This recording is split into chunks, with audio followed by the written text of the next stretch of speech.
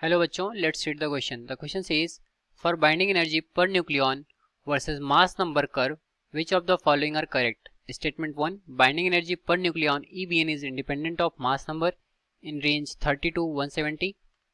Statement 2, binding energy is lower for both light nuclei A is less than 30 and heavy nuclei A is greater than 170. Statement 3, binding energy is maximum of about 8.75 megaelectron volt for A is equal to 56. Statement 4, in region 0 to 80 binding energy increases with mass number. So question बोल रहा है कि जो curve होता है binding energy per nucleon और mass number का, उनके लिए इस गिवन स्टेटमेंट में से कौन सी स्टेटमेंट्स करेक्ट होंगी. तो सॉल्व करेंगे इस प्रॉब्लम को. पहले नोट डाउन करते हैं हम अपना की कॉन्सेप्ट. तो देखते हैं कि हमारे यहाँ पर की कॉन्सेप्ट क्या होगा. तो पहले हम देखेंगे कि बाइंडिंग एनर्जी पर न्यूक्लियन होता क्या है. तो इसको लिखेंगे एज अ की कॉन्सेप्ट. तो जो बाइंडिंग एनर्जी पर न्यूक्लियन होता है इसको हम EBN से डिनोट करते हैं, और ये होता है हमारा बाइंडिंग एनर्जी का रेशियो विद मास नंबर.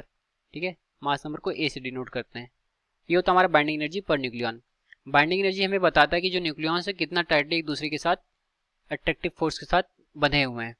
ठीक है, तो ये हो गया हमारा की कॉन्सेप्ट. अब आते हैं हम अपने इस क्वेश्चन पर. तो इसके लिए पहले हम एक ग्राफ ड्रॉ कर लेंगे. तो इसका ग्राफ हम देखेंगे. इसका ग्राफ पहले बनाएंगे. Here is graph between EBN and A. ठीक है, तो इसका ग्राफ हम ड्रॉ करेंगे जो कि कुछ इस तरीके से होगा. तो ये रहा हमारा ग्राफ जिसमें हमने एक्स एक्सिस पर नंबर ऑफ न्यूक्लियॉन्स मतलब मास नंबर को रिप्रेजेंट किया है जो कि हमारा A है, और वाई एक्सिस पर हमने बाइंडिंग एनर्जी पर न्यूक्लियॉन दैट इज EBN को रिप्रेजेंट किया है. तो अब आते हैं स्टेटमेंट्स पर. पहले स्टेटमेंट में बोल रहा है कि जो बाइंडिंग एनर्जी पर न्यूक्लियॉन होता है ये इंडिपेंडेंट होता है मास नंबर पर बिटवीन 30 टू 170. ठीक है, तो 30 टू 170 मतलब ये बात कर रहा है यहाँ से लेकर के 170 के बीच में, मतलब यहाँ तक के बीच में बोला कि ये इंडिपेंडेंट होता है. तो ये स्टेटमेंट हमारा करेक्ट है क्योंकि बिटवीन जो 30 टू 170 इसको लिखेंगे 30 से लेकर के 170 के बीच में जो होता है EBN की वैल्यू क्या होती है, नियर अबाउट कांस्टेंट होती है जो कि ज़्यादा वेरी नहीं करती है. ठीक है, ये हमारा न्यूक्लियर फोर्स के सैचुरेशन पॉइंट्स को दिखाता है. तो पहला स्टेटमेंट हमारा करेक्ट हो गया जो कि ग्राफ से भी दिख रहा है. नियर अबाउट स्ट्रेट लाइन आएगी यहाँ पर.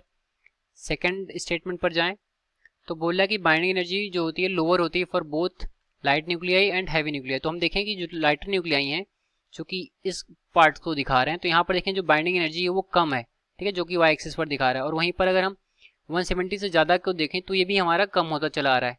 तो जो EBN होता है A इज लेस देन के लिए फॉर 30 के लिए ये कम होता है. EBN यहाँ पर लिखेंगे EBN यहाँ पर A इज लेस देन 30 होगा, ये होता है हमारा कम होता है लेस, और ये हमारा इक्वल होगा किसके, मतलब वैल्यूज में इक्वल नहीं होता बट ये भी लेस होता है. ये होता है हमारा EBN A is greater than 170.